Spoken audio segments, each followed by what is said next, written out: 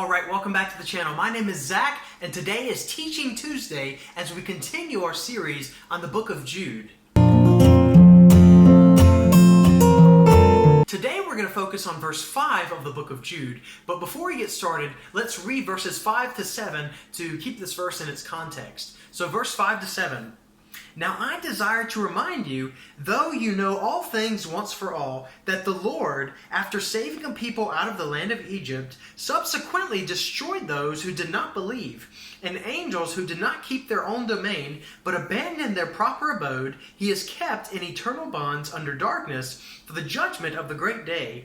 Just as Sodom and Gomorrah and the cities around them, since they in the same way as these indulged in gross immorality and went after strange flesh, are exhibited as an example in undergoing the punishment of eternal fire. So in this passage, Jude provided further insight into the deceiver's condemnation, which refers back to verse 4, by citing 3 of God's past judgments against other apostates, namely apostate Israelites, apostate angels, and apostate Gentiles. This section, verses 5 to 7, closely parallels 2 Peter 2, verses 3 to 10. There, Peter wrote about God's judgment on fallen angels, on unbelievers through the flood, and on the grossly wicked people of Sodom and Gomorrah. Jude likewise focused on fallen angels and the people of Sodom and Gomorrah, but he referenced the unbelieving Israelites instead of the people of Noah's time. In both Peter's and Jude's letters, the references are brief and general because they were already familiar to their readers,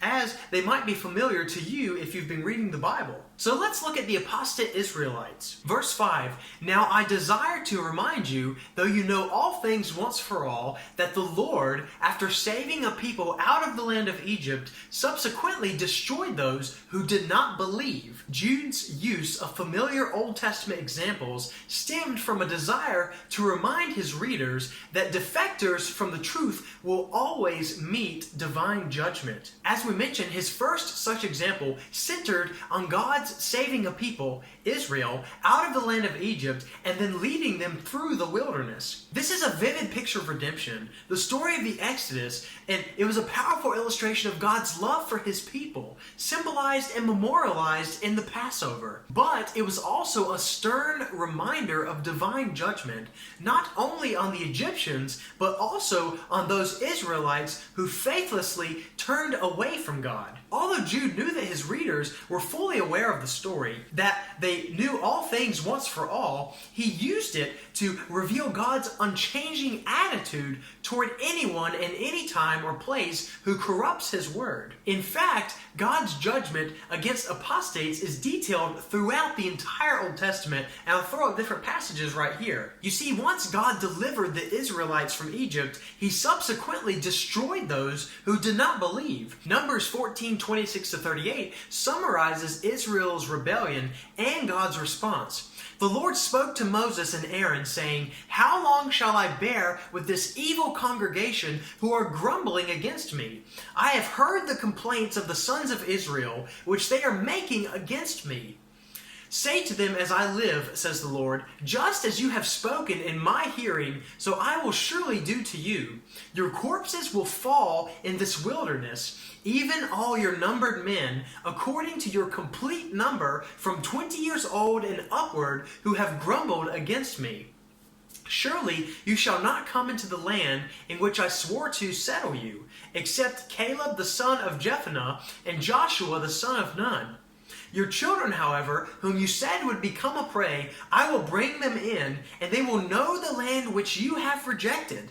But as for you, your corpses will fall in this wilderness. Your sons shall be shepherds for 40 years in the wilderness, and they will suffer for your unfaithfulness until your corpses lie in the wilderness.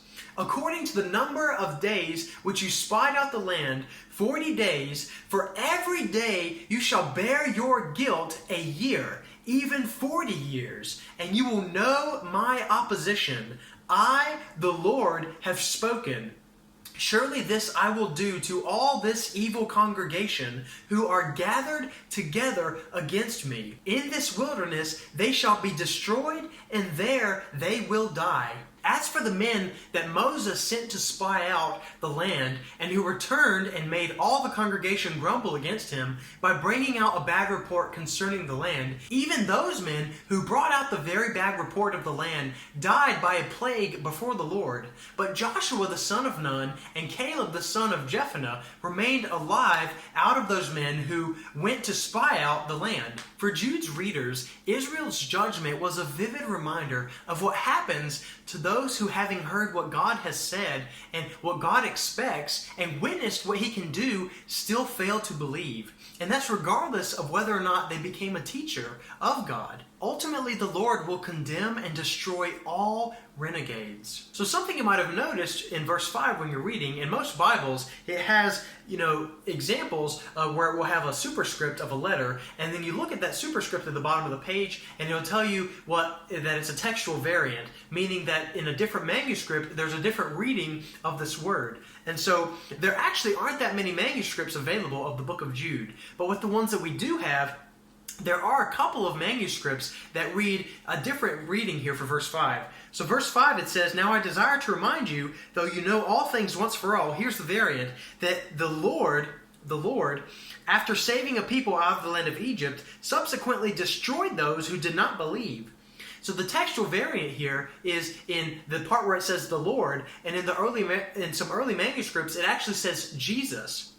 So if we read that again with that variant, it says, "Now I desire to remind you, though you know all things once for all, that Jesus, after saving a people out of the land of Egypt, subsequently destroyed those who did not believe." So if the modern translators ever kind of use that as the main understanding or the main variant instead of the Lord there, then I'm sure that's going to get people all, riled up and fired up, because it's like, oh, well, how could Jesus destroy people? How would he do that? Jesus is so loving. Jesus is so hippy-dippy. The Father, he's the bad one. He's the one that gets so mad and gets so flippant and is so angry and stuff. But we serve a Trinitarian God who is always immutable and is unchanging. And so the fact that it says here that the variant could be Jesus as the one who leads them out of Egypt, it does say in the New Testament that the pillar of fire and the pillar of smoke that would go before and behind the Israelites in the wilderness was a pre-incarnate version of Christ, and it was a type of Christ. And so that kind of does make sense in the idea that Jesus was actually there leading them through that, and that he was subsequently the one who destroyed those who did not believe. So those in the wilderness who fell away and who weren't genuine believers in God for what he literally did and showed them what he could do and didn't obey what he said, they were the ones who were not able to go into the promised land. And so just something else to think about. All right, I think that's a great stopping point for verse 5. Join us next week as we look at verse 6 of the book of Jude and look at the second example that Jude talks about for the apostate angels. Join us next time for that. If you found this video to be helpful and you liked the content, be sure to hit that thumbs up button. But if you love the video, be sure to subscribe to the channel. Also consider following me on Instagram as well as Twitter, and my handle's right here. This is the SDG by ZAC, Soli Deo Gloria, to God alone be the glory, with Teaching Tuesday on the book of Jude. We wish you providential blessings. Take care. We'll catch you next time as we look at Jude 6.